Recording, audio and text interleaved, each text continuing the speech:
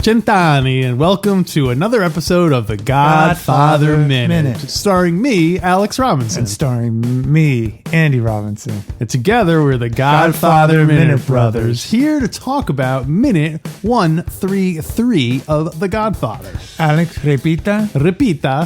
E numero. Minuto. Numero. Wait. I got Again? it backwards. Which is ironic because I'm officially studying Italian now. You want to start over? Let's try it. Go ahead. Take two. Centani, and welcome to another episode of the Godfather Minute. My name is Alex Robinson. And my name is Alex Robinson. And together we are the Godfather Minute Brothers, here to talk about minute 133. Alex, minuto. Numero. 133. 133. You got it. 133. It's like 33. Exactly. You're doing great. It's finally starting to make sense to me now. I can't wait to, by the end of this, when the season is over, I'm going to go to Sicily and just bust out my new Italian. I'm going to order, I'm going to say every number from 1 to 190, maybe? You're just going to go and stand in the piazza and start reciting waiting numbers. for that thunderbolt. I'll be all like, Monday, Tuesday, Thursday. No. That's what I'll sound like to the Italian people. I'll sound like that. I know the numbers. 1, 2, 5, 6. So we're talking about minute 133. It's the finale of the meeting of the six families. It's been going on for like over a month now. A whole month. The Don is standing, Bellucci style, and declares that on the souls of his grandchildren, he will not break the peace. At that point, Barzini stands and meets Don at the head of the table for a hug. Later in the car, Don tells Tom Hagen to mention, but not insist, that Barzini's men should have clean records. Barzini's men? Yeah. I'll just leave that there because the minute doesn't resolve that. Yeah. Oh, yeah, exactly, yeah. If we had another 5 seconds, we would have gotten a 2-hour classic line. Yeah, that should have been the countdown. Yeah, that should have been the countdown. Speaking of countdowns, how many minutes are we until we get to see Mo Green? You know, I feel terrible because I haven't marked the number, and the number isn't in the song. I guess you can't put it in the song because it's always changing.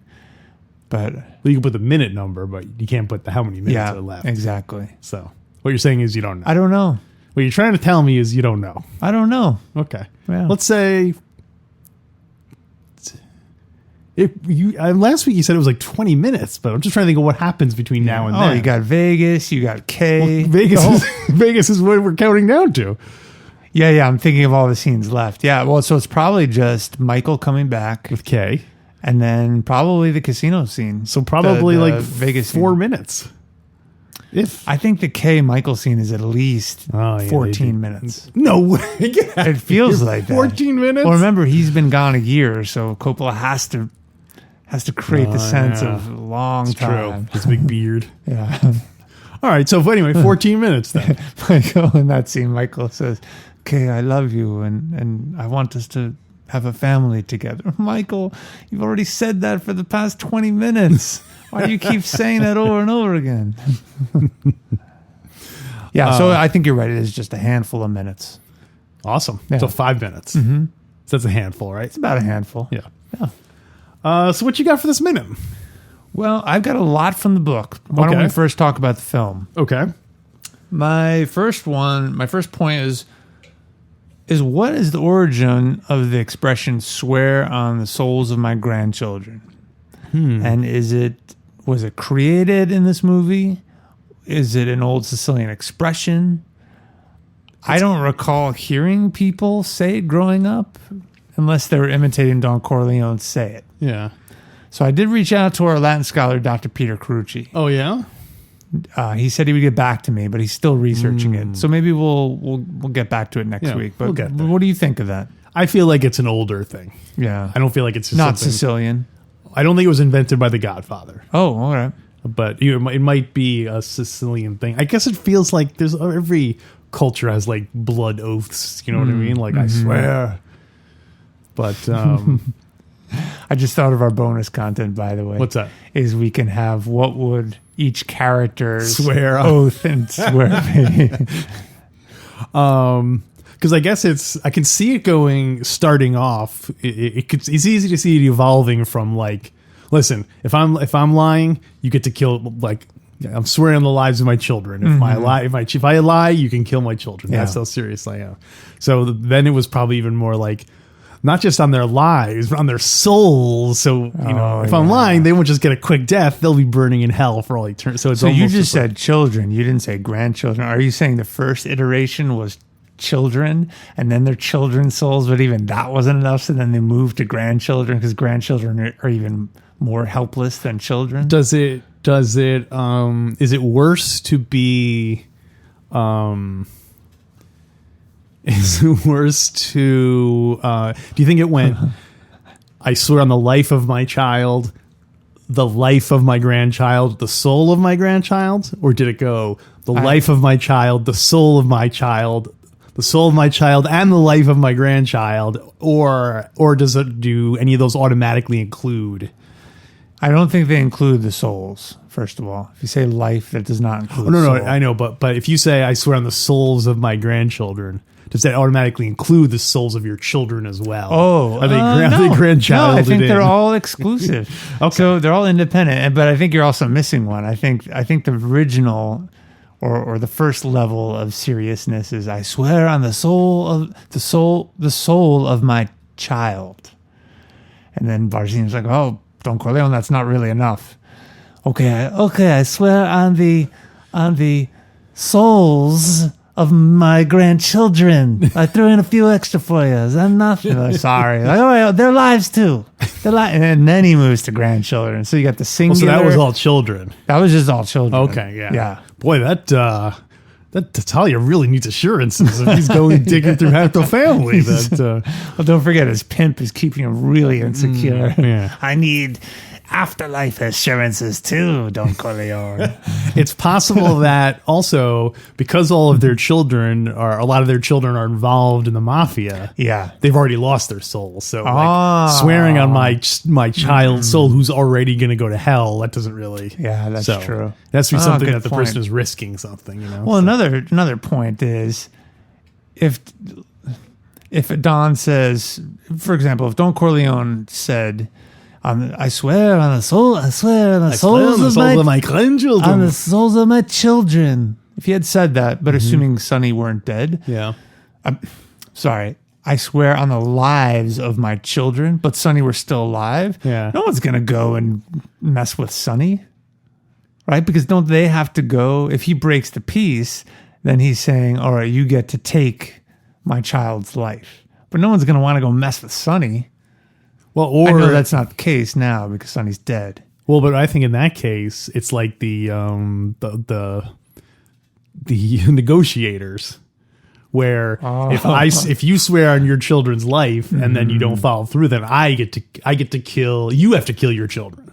So you would have to kill Sonny if you swore on his life. Yeah, he's your right. guarantee. Yeah, So. and if I didn't, then the Bochiccios would kill me and the children. Yeah. They would. Yeah. So Wow. it's just have you ever sworn on anything? Let me guess. Okay, I'll tell you the story. I generally don't believe in it's all superstitious nonsense. So I was talking with my friend Chris Radke, and I swore on something, and he was like, "Oh, swear on like your brother's life." Swear on your brother's life that you're telling the truth. And I said, I swear on my brother's life. And he's like, swear on Cadbury, your cat's life. Swear that on him. And I was just like, oh, I couldn't do it. Because you were lying? Because I was lying. Oh, he swore on your brother's life. Oh, thanks. Well, you can take care of yourself. I can take care of So that's a great example. So I need to watch out for Chris Radke coming after me? Is that what you're saying? Kinda. Yeah. Well, but that's a great example of how if I had swore on your life, Chris already knows you're going to hell, so it doesn't really matter. Yeah, so that's true. But you swore on my life, not on my soul. I don't remember the specific. I just remember there was definitely. It might not even been you. It might have been our parents or whatever. Okay. But that's okay. definitely That makes it okay. Definitely the raising it up a notch to the cat is what put me over the line. I don't even believe in it. It's stupid. And if any cat should have gone to hell, it was Cadbury. Yeah. Well, it's really odd that that's where you drew the line. You wouldn't swear on the soul of your cat because he's an animal. He doesn't have a soul anyway. Let them lose their soul. As Don Salucci. Well, he has a soul, but they're going to lose. Going to lose it. Yeah. So that was the only time you swore. I've definitely sworn, I swear to God, pinky swear or whatever, but that was the only time that I've ever taken seriously the part about how it's you're risking the lives and possible eternal souls of your my gosh, your cat. So another item I have for this minute, Alex, is at the very end of the meeting of the Don scene. They go over, Don Tattaglia and Don Corleone go, and they make the peace, and they physically hug each other. And the very last second of that scene, Don Corleone takes Don Tattaglia's both of his hands in his hands and just starts shaking. Did you notice that? I he just starts shaking Tattaglia's both of his hands. Shaking Tattaglia's. No, that's the name of our episode. Shaking Tattaglia. Write that down. Oh yeah, that's the name of your band too, right? So have you ever, one, did you notice that? Two, well, let's start with that. One, did you notice that? I did not notice it. I notice it every time I would watch the movie. Wow, it's just a funny. real unique way to, it was the post-hug. And it was, he was about to say something to him, but the scene cut. Yeah, awesome. So your next question was going to be, have I ever grabbed Have you ever done that? Yeah. And not grab, just... It's kind of like a two-hand shake. Yeah, well, just describe because people at home don't know what the gesture you're doing. It's kind of like it's one. My left hand is so Corleone's left hand took Tattaglia's right hand. Meanwhile, Corleone's right hand took Tattaglia's left hand. It was kind of like a ring around the rosy. With two people. Yeah, and Corleone just started shaking, lifting his hands up and down, and thus lifting Tattaglia's arms up and down. He's like, he started bench pressing Tattaglia. Tattaglia, do you even lift? So you think Don Corleone started that? Oh, he definitely did. You don't think that's Tattaglia doing it? I think it's clear it's Don Corleone. Okay. Yeah. I like that. This is interesting. Yeah. I want to try to start doing that more with people. It's a very close greeting. It's much less formal than just a regular handshake. Well, I thought you were going to ask me if I've ever done that with someone. Have you ever done that? I cannot imagine any situation. If there was a girl I liked and I was in some kind of romantic situation, I could see holding both hands and talking. But the idea of talking to like a peer and doing that, I would never do it 1,000 years. Let's do a little experiment. Put your little drink down. I'm going to come over. I need my drink first. I'm gonna come on over, and we're gonna do that scene. Okay. Just a quick little hand thing, and I'm gonna ask you how it was. Do I stand up too? No, don't even stand up. I'm just gonna come over. Okay. And then I'm gonna ask you what was the experience like. Okay. You ready? Here we go. You know, while I'm shaking your hands, why don't you comment on it, okay? I'll be off mic. All right, so Andy's walking. He's now approaching me. I'm sitting down, and he's shaking my arms. I'm glad we made the peace. Okay. All right, I got the idea. What was that like? It's definitely a power move. Really? Yeah, because when you grabbed my hands and then you started lifting your hands up and down, and thus my arms were going. And then I was like, oh, my arms are just like wet noodles just hanging here. And I said, let me try to reclaim some of the power and join you in the lifting up and down. But for whatever reason, I couldn't like get in the same rhythm. So I was you were constantly just moving my hands around. You were always like half an oscillation behind me. I couldn't. Well, I think it also had to do with the way I was grabbing your hands. Yeah. Your palms were facing in. All of our palms were facing in, but I was on the outside. I'm gonna demonstrate it again. Also, I was sitting down as well, so that might be part of the. You see that? All the palms are forward. Well, no, that makes it easier. I think when you first did it, my palms were down. Really? So it was much more like I was just like, like that's harder to keep your hands. He's grabbing my wrist. Now he slapped me and saying I look terrible and I need to eat something. Yeah, Anyway, so definitely go a back- power move. Please go back and watch it. Okay. It's just so cool. Do I have to start from minute 1 and go all the way through No, again? you could just watch that minute. Okay. Yeah. Definitely a power move you should do. Yeah. LBJ style. Do you think Don Corleone, do you think Don Zalucci's taking notes of these power moves so he can apply them? So far, I would say no. So far, his power moves have been pretty weak sauce. So, Yeah. So What else you got, Alex? I have one observation that when Brando's saying the thing at the beginning about I will not be the one, he's standing in such a way where it reminds me of Airplane, the movie Airplane. You've seen Airplane, yeah. right? Because the Don is standing in a way where the painting behind him, the person is in almost the exact same pose that he is in, with one hand down on the table and his left hand up on like his hip. Wow. So next time we rewatch it, you'll have Cool. to see. I'll check it out. Didn't notice that. It's really fun. I don't know if that was intentional or not, or whether you don't see the whole painting, you just see like the corner of it. Yeah, So, that's great. Question for you. As the Don is saying this, does he know that he will advise Mikey to break the peace?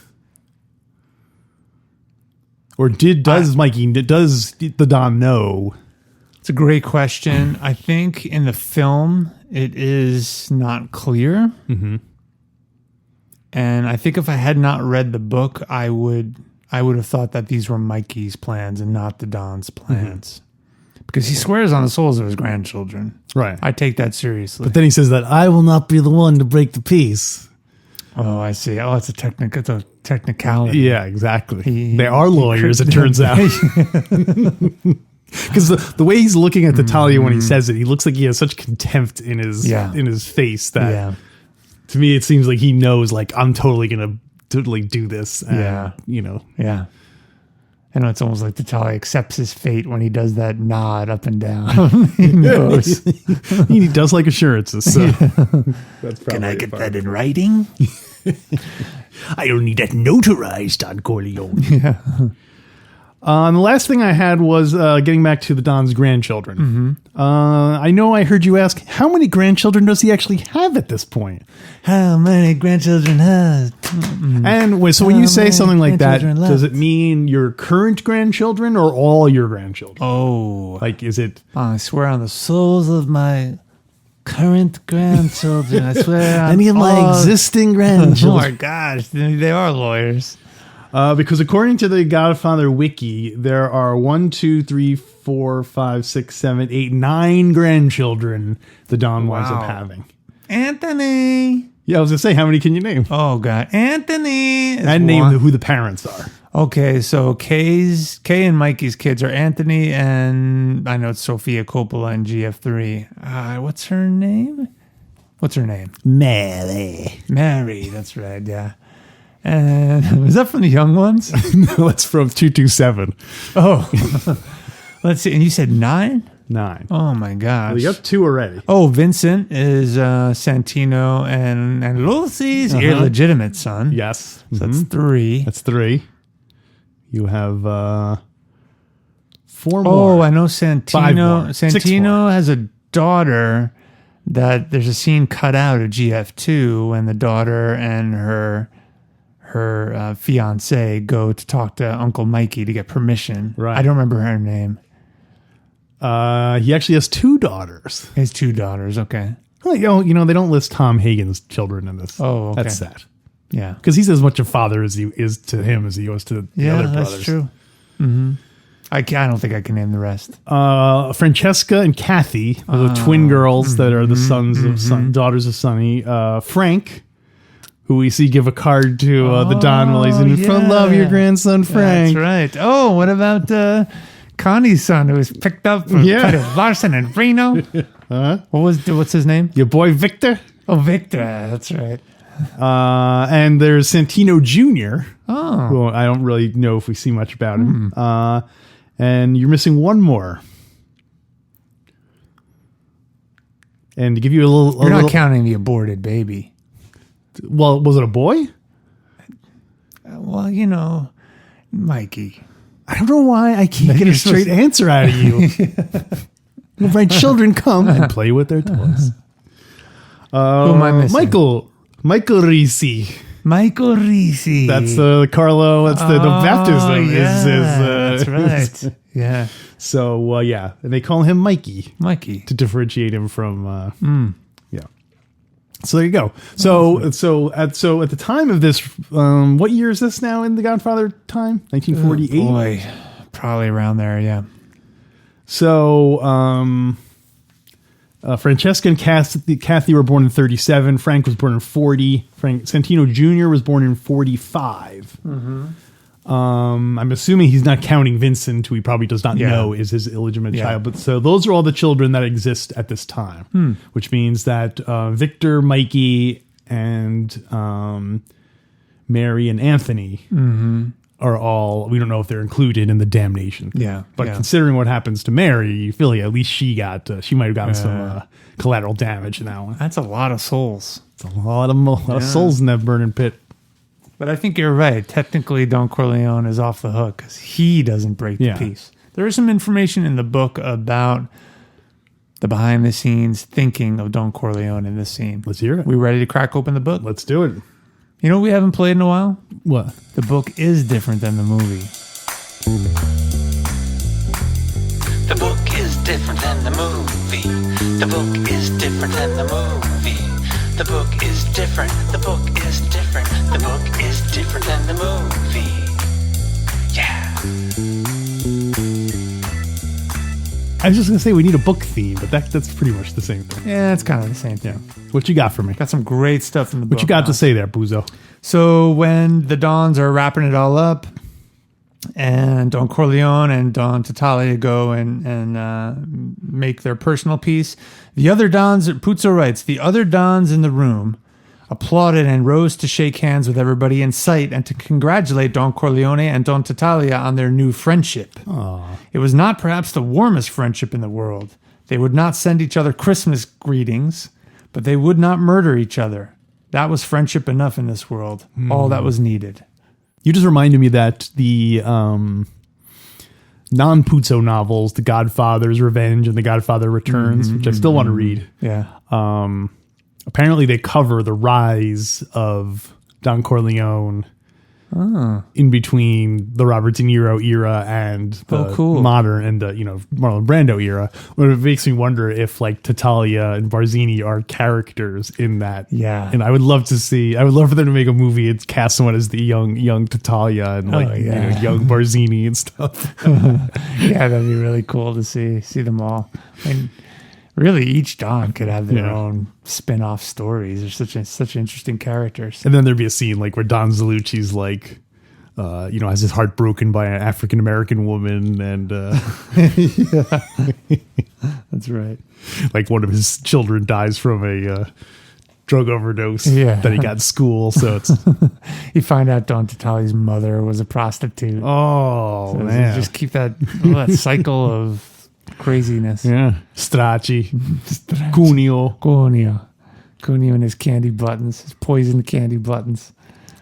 Puzo writes, since his son Freddie was under the protection of the Molinari family in the West, Don Corleone lingered with the San Francisco Don after the meeting to thank him. San Francisco Don. He sounds so like flamboyant.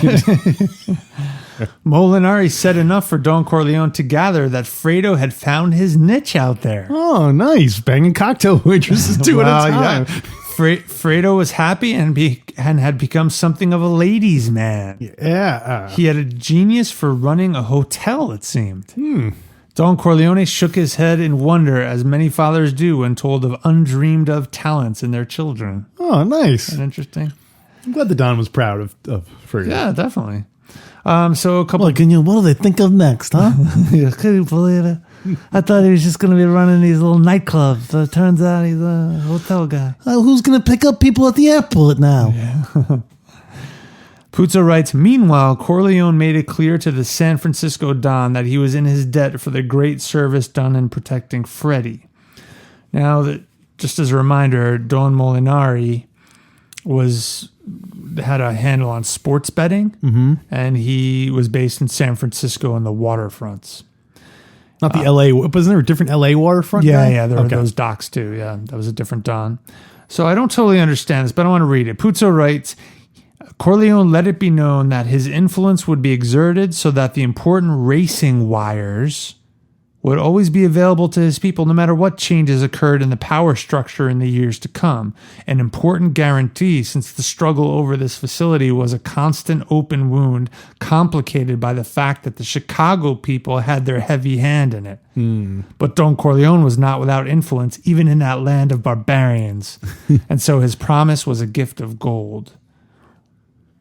Can you interpret that for me? Is that the wires? Is that the world of racing and betting? I'm going to guess that that's probably like they get the results from different places. So it's like, oh, who's betting? Who ran an aqueduct? And if you could have instantaneous results and know what the odds are and stuff, you probably have you probably have an edge over your competitors. That makes sense. So in the next scene in this minute, they're back. Don Corleone and Tom Hagen are in the car. Yeah, that's in the movie too. Who's the chauffeur, Alex? Paulie? No, Paulie. You won't see him driving no more. Oh. Although they did leave him in the car. He's still there. Where else cannoli come from? Clemenza chews out whoever that was. Says, Rocco. Oh, yeah, it was Rocco. Rocco, I told you to leave him in there, but not for weeks. It's the same car with the smashed-in windshield that they killed Carlo in later. Killed Carlo, yeah. Filled with bodies. That was the one that you saw smashed up in the behind. It's like the Paramount was running out of money at this point. It was Rocco. Rocco is the chauffeur in this scene. And the Don said to Hagen, our driver, that man Lamponi. So it's Rocco Lamponi. Keep an eye on him. He's a fellow worth something better, I think. So Don's good at scouting out talent. Didn't Rocco kill Paulie? Yeah. That's how he became a made man? That's he made his bones that day, yeah. So do you think... That means when you kill someone, Alex. Oh, really? Yeah. I thought it was like literally making bones. Well, you're not making the bones. The bones are made. It's more like you're ending the life, so the body will decompose, so that eventually the bones will be exposed. So really, you're exposing bones. You're exposing bones. Revealing bones. Revealing bones. There you go. Let's see. Hagen. So after this... Also, I know quick about Rocco being the driver. So we found out he became a made man at that point, which is now like, 2 years ago, probably? Yeah. And now he's come to the Don's attention. Do you think like the driver is a good... If you're the driver for Don Corleone, is that like a good gig to have because it puts you in contact? So like now the Don's saying, oh, that Rocco guy's pretty good. We should keep him because he's been interacting with him as a driver. So yeah. So was Clemenza like, hey, listen, Rocco, drive the Don, and he'll, Yeah, so. yeah, you're right. It's probably better than other chauffeur gigs, better than driving Clemenza around. Yeah, better than driving Paulie around. It's like Paulie had his own crew back in the day. So yeah, driving the Don around would be great. What about Salozzo? Well, that was Lou. Remember, he didn't. That's Lou's famous Lou turn on the bridge. Yeah, that's true. We don't know what happened. I don't think Salozzo's would be a good person to drive for because you don't even know if he'll be in the car. Yeah, and he's the hunted one. You don't want to be driving a hunted guy around. Exactly. So what you don't see in the movie that we learned about in the book is after the meeting of the Dons, the Don meets with Hagen, Clemenza, and Tessio that night to kind of debrief. Okay. So there's some cool inside information. Let's see. Puto writes, then the Don turned to Hagen. You've let the Bociccio hostage. Have you let the Bociccio hostages go? Hagen nodded. I called Clemenza as soon as I got home. Corleone turned to the massive Clemenza. The Capo regime nodded. I released them. Tell me, Godfather. And then he goes on. I just wanted to reference that because Corleone turned to the massive Clemenza. Anyway, so the Don, at this point, the Don is just with Hagen. Clemenza and Tessio have not arrived. The Don sipped his whiskey carefully and lit up a cigar. We haven't seen him, or definitely in the movie, we haven't seen him smoke. Yeah, that's true. Do you take him for a smoking guy?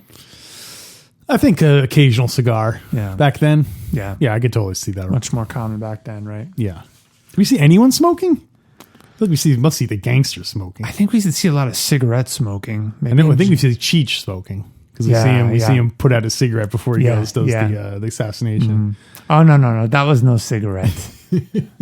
What about Mikey? Do we see him smoking? We do see him smoke, yeah. When he's meeting with Kay, and Kay tells him that she's going to leave him. Oh, right, because of the, yeah. Yeah. Yeah, that's right. That's in GF2, right?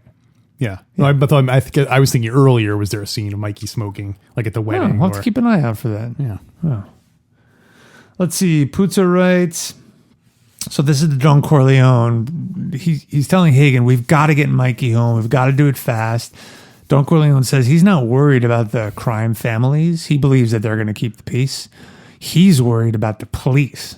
That they're going to plant evidence, or they're going to hang himself in jail. Exactly, because word is out, because all the crime families' informants basically told the police that he killed their captain. Yeah. So you can't let that go.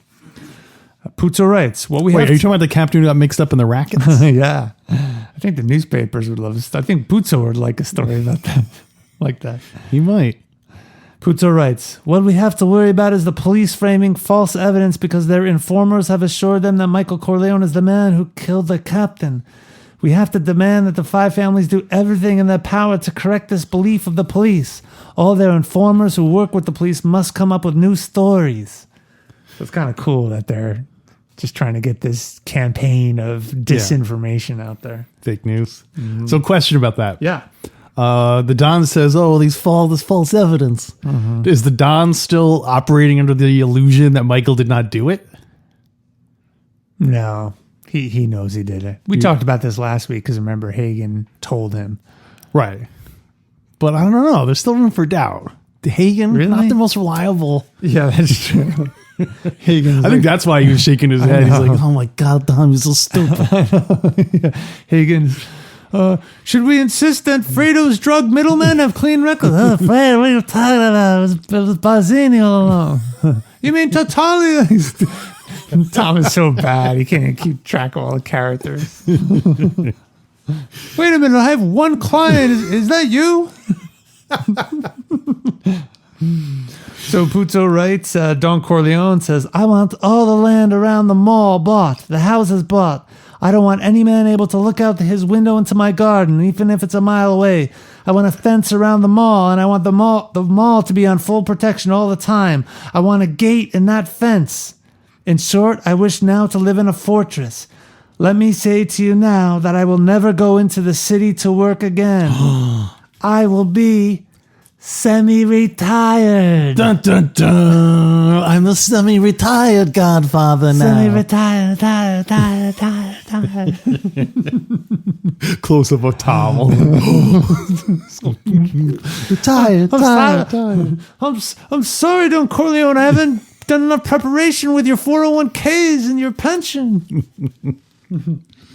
Anyway, I wanted to call that out because we joke a lot about him being semi-retired. I'm surprised, that, frankly, that this building up of land and making a fortress, waiting to now they'll do it, considering that they've been at war with the families for like a year and a half. Well, maybe Don Corleone would have done it if he weren't in his coma. Right, but he hasn't been in a coma for a little while. Anyway. Yeah, it's a good point, because now more than ever, he feels that the five families are at peace with the Corleone family. Yeah.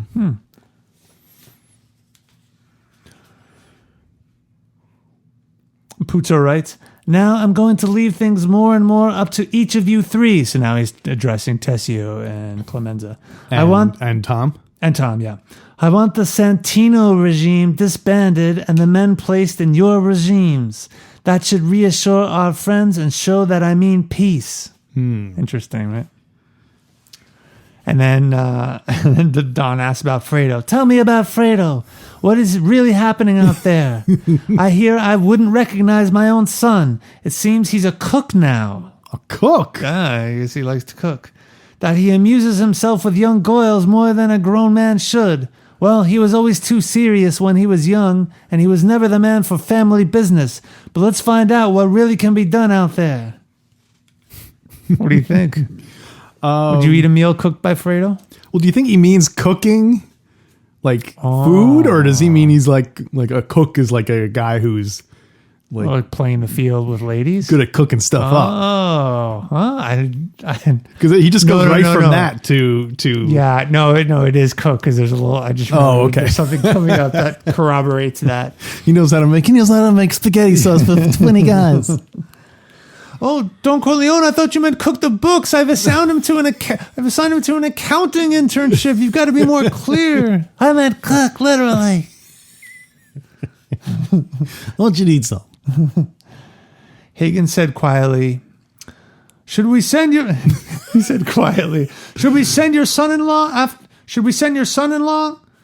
Oh, so sorry. Don Corleone said, "Send Tom. Get a bunch of people to go out to Vegas. We need to find out what's going on in Vegas." So Tom asks quietly, "Should we send your son-in-law? After all, Carlo is a native of Nevada. He knows his way around." Don Corleone shook his head. No, my wife is lonely here without any of her children. I want Constanzia and her husband moved into one of the houses on the mall. I want Carlo given a responsible job. Maybe I've been too harsh on him. And Don Corleone made a grimace. I'm short of sons. Take him out of the gambling and put him in with the unions where he can do some paperwork and a lot of talking. He's a good talker. There was the tiniest note of contempt in the Don's voice. So it sounds like it is a step up from the candy store bookmaking operation to union paperwork. Well, that's Carl really moving up in the world. So that's a weird. First of all, I thought Connie had already moved into the. I thought so too. I thought earlier out after the Sunny right thing. after Sunny. Yeah. And so does Maybe the Don not know about the Sunny thing? That Carlo was involved in it? Why is he getting Carlo? I don't think he knows.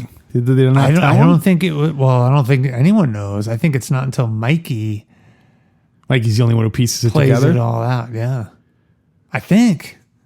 It's a good question. In the scene with Tom Hagen doesn't suspect that Carlo,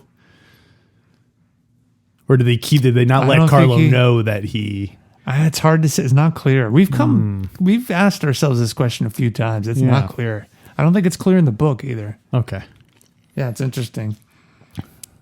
Hagen nodded. Okay, Clemenza and I will go over all the people and put together a group to do the Vegas job. Do you want me to call Freddie home for a few days? Because he's in Vegas. The Don shook his head. He said cruelly, What for? My wife can still cook our meals. Oh damn! Let me. Oh snap! You busted. Let him stay out there. The three men shifted uneasily in their seats. They had not realized Freddie was in such severe disfavor with his father, and they suspected it must be because of something they did not know. No other information about that. Isn't that interesting? And it's not the fact that he was on duty when. That's the only thing I could think of that he didn't do a good job protecting. Yeah. Oh, maybe he's mad that he became a cook. I thought I sent him out there to learn how to cook the books, not to literally cook. Come on, what's the matter with you? Don Corleone Puto Rights. Don Corleone waved Hagen into a chair, and so the other two go. And said, "Consigliere, do you disapprove of any of my deeds today?" So he's debriefing the whole meeting with the family. This is really interesting. Hagen took his time answering.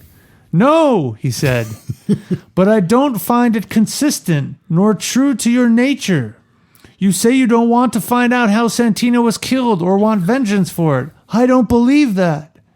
You gave your word for peace, and so you'll keep the peace, but I can't believe you will give your enemies the victory they seem to have won today. You've constructed a magnificent riddle that I can't solve, so how can I approve or disapprove?"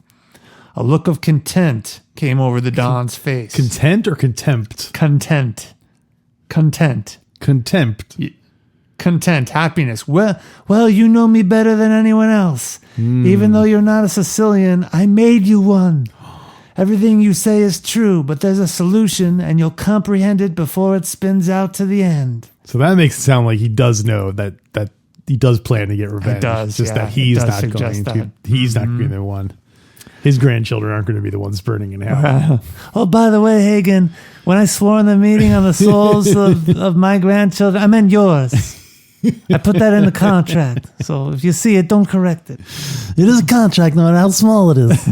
We've got an agreement. We got a contract, right? So Don Corleone is talking to Hagen, trying to figure out how to get Mikey home and work on that. Puto writes, there are troubles in Sicily. The young fellows over there don't listen to their elders anymore. Michael could get caught in between. That's one of the reasons I had to make the peace. Barzini's has friends in Sicily, and they were beginning to sniff Michael's trail. You mean Tattaglia? That was Barzini's friends in Sicily all along. Oh my gosh. Hagen didn't bother asking the Don how he had gotten this information. He was not even surprised. So it was kind of interesting how Don still has his eyes and ears out there. He's got his sources. Spying on Freddie. Yeah. Do you think Don Corleone trusts Tessio and Clemenza? Yes. I'm not sure. Puto writes, arrange with the telephone man so that every month I get a list of all the telephone calls made and received by Clemenza and Tessio. I suspect them of nothing. I would swear they would never betray me, but there's no harm in knowing any little thing that may help us before the event. So he does trust them, but not totally. That's right. Trust but verify. Keep your friends close and your couple regimes. With the telephone man. Hagen went out. He wondered if the Don was keeping check on him. Of course. Do you think he was? Yeah. I think it's implied. Yeah, it is. Well, make sure you have your phone tapped and make sure people start reading your mail. Tom, I'm going to need your American Online username and password. Hagen was sure that in the subtle and complex mind of the Godfather, a far-ranging plan of action was being initiated that made the day's happenings no more than a tactical retreat. And there was that one dark fact that no one mentioned, that he himself had not dared to ask, that Don Corleone ignored. All pointed to a day of reckoning in the future. I think that's your answer, Alex. Don Corleone. They asked. They answered. We got it. So I have this whole scene about information about how they bring Mikey back. Mm-hmm. Should I save it for the scene when Mikey is back? Let's save it for then, because that's K minutes, and K's traditionally a kind of light. Yeah. Let's save that for. I will give you a little teaser though. Uh-huh. How long do you think it takes them to actually get Mikey back? 4 months. 1 year. A year? Yeah. But it was to be a whole nother year before Don Corleone could arrange for his son Michael to be smuggled back into the U.S. Wow, I'm surprised. Booyah. Why would it take so long? Because I'm going to explain that in the minute where I all talk right. about how they do it. Okay. Remember, the police are after him. You get the whole new NYPD after him. Interpol. CIA, FBI. BBC. Not Busby. So let's rate it. All right. You ready? We didn't even talk about don't insist, which is a good thing we say all the time. All right. I'm ready. 1, 2, 3, 4, 5. Around the motor, the vintage, the weasel. Why did you rate it 5? Well, Brando, of course. Mm-hmm. I almost went 4. Mm-hmm. But then I remember there's a little bit at the end where he's saying, should I make sure they have clean drug records? Mm-hmm. And then, should I make sure they have clean drug records? And then he says, ask to mention it. So that's what bumped it up for you. I just think that's a line that is a familiar line. So that's anytime one of those lines appears, I'm like, oh, that's a good thing. But you get some good Don moments. You get him shaking hands with the handshake was great. So, I was going to rate it 4, but I bumped it up to 5 for another reason. Why? This is the second half of Don's speech. and he comes on really strong at first. He says, and that I will not forgive. Yeah. And then he's got this great moment of reflection. He says, but beside that, Yeah, it's a great performance and great Yeah. dialogue too. So Brando carries it again. Yeah, the guy should get an Academy Award. Well, I guess that'll wrap up minute 133. Yeah. What So do I we- think in the bonus content where we plan to talk about the other characters' oaths. Oaths, like what they would swear Yeah. on. Okay, yeah, sure. We got all our standard stuff, Yeah. merch, D&D stats. horoscopes. Alex, have you listened to any of our podcasts on YouTube yet? No, but I understand it's quite a thing to hear. No. And some people started dropping some comments in there. Nice. Pretty fun. Yeah. We had one listener who, if you remember last bonus content, we started talking about how we want to get phishing software onto people's computers, and we Right. do it through YouTube. Yeah. So someone left a comment about that they had gone to the YouTube for the phishing scam. Good. Yeah, it's good stuff. Thank you. Thanks for leaving that comment. Yeah. I gotta hype up that more often in the YouTube and on the Instagram and and on the Twitter. It's Hey, fun. you guys, don't forget you can follow us on Twitter at Godfather Minute. Pretty straightforward. And so we'll be back next week with minute 134 and get to find out if in fact he meant Tatalia. It's quite a cliffhanger. And so Until next time. I swear on the souls of my grandchildren that I will not break the peace.